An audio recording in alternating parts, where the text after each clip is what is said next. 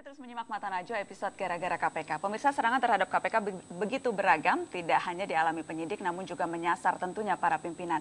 Apa saja serangan dan intervensi yang dialami pimpinan KPK dari waktu ke waktu?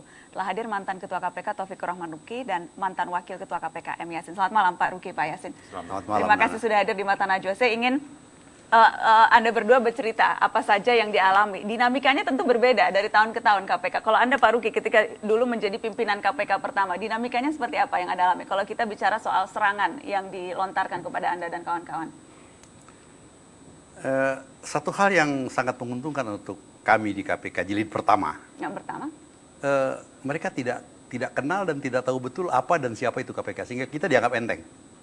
Belum setakut sekarang ya? Belum setakut sekarang, kita dianggap enteng. Sehingga langkah-langkah kita tidak terlalu banyak dijegal secara sistematis. Tapi kalau perlawanan banyak dan itu kita hadapi dengan biasa. Tapi apa misalnya yang Anda ingat? Ya, misalnya 3 bulan pertama kita tidak punya kantor. Kita mau ngantor di mana? Ngantor tuh di restoran, bayar bareng-bareng. Kenapa? Karena ketika undang-undang kita disahkan dan kita dilantik, yang seharusnya kita masuk ke jalan veteran, itu KPKPN mengajukan uji materi terhadap undang-undang itu. Jadi terpaksa kita ngungsi ke Komisi Ekonomi Nasional yang sekarang jadi kantornya Dewan Pertimbangan Presiden. Di situ nggak ada apa-apa, kecuali ada beberapa kursi dan meja. Kita sendiri juga tidak tahu mau berbuat apa gitu. Tapi ya dengan tekad kuat kita lakukan betul-betul saya katakan bahwa kita mulai dari nol. Nah, karena nol itu orang tidak memperhitungkan. Dalam diam kita bekerja. Disitulah kita mulai bangun kode etik, disitulah kita mulai bangun SOP, disitulah kita mulai bangun kemampuan-kemampuan sehingga ketika kita mulai menggebrak, baru mereka kaget. Oh, ternyata KPK yang selama ini tidak ada itu eksis gitu. Eksis. Dan kemudian ketakutan itu dilancarkan sedemikian keras ketika Pak Yasin dan kawan-kawan menjadi pimpinan KPK. Apa yang ketika itu kita ingat sekali tentunya cicak buaya jilid pertama. Ya. Apa sih yang belum terungkap dari periode kelam KPK itu, Pak Yasin? Ya, tentunya saya mengikuti periode pertama bersama Pak Ruki, hanya saya sebagai direktur dulu membantu pimpinan pertama. Yang kita ingat capacity building kita 2 bulan tidak. Kok 2 bulan, 2 tahun itu hanya menerima perskot. 2 tahun tidak digaji?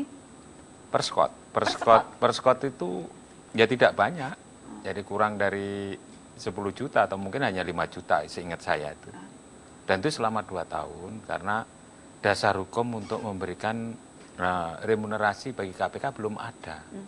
Sehingga itu sepanjang semua pimpinan KPK termasuk penyidiknya, seluruh pegawai KPK? Seluruh pegawai termasuk pimpinannya. Semua pegawai ketika itu tidak berani kita membayar gaji karena aturan untuk membayar gaji belum ada.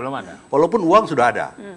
Kita sangat berhati-hati memberikan perskot karena khawatir nanti begitu keluar keputusan pemerintah, ternyata gaji kita lebih kecil dari perskot. Kan kita mesti kembalikan. Siapa yang mau nombokin itu? Siapa yang mau nombokin?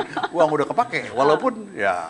Sehingga pimpinan periode pertama menugaskan kepada saya untuk mengkoordinasikan untuk menyusun draft PP itu. PP tentang sumber daya manusia KPK dan PP mengenai hak protokoler dan keuangan pimpinan KPK. Yang kedua ini yang justru pimpinan mengatakan saya belakangan saja, yang penting adalah staf semuanya. Jadi untuk pimpinan itu PP-nya munculnya di tahun 2006, sedangkan untuk jajaran staf termasuk juga penasehat itu di akhir 2005. Jadi praktis 2 tahun kita tidak menerima gaji tapi persekot gitu. Persekot istilahnya ya. Nah kemudian yang kedua yang mengenai ancaman tadi. Sebenarnya kita itu menindaklanjuti kasus-kasus yang sudah matang itu di periodenya Pak Ruki. Eksekusinya di awal tahun 2008 pada saat periode kami itu melaksanakan tugasnya. Wah itu mulai ada serangan-serangan dan ada cicak buaya tersebut, dan ada yang kita tangani tentunya salah satu oknum dari kepolisian.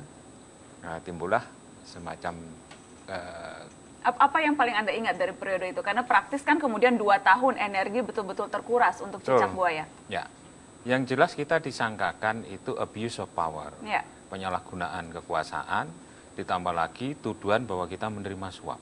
Itu luar biasa.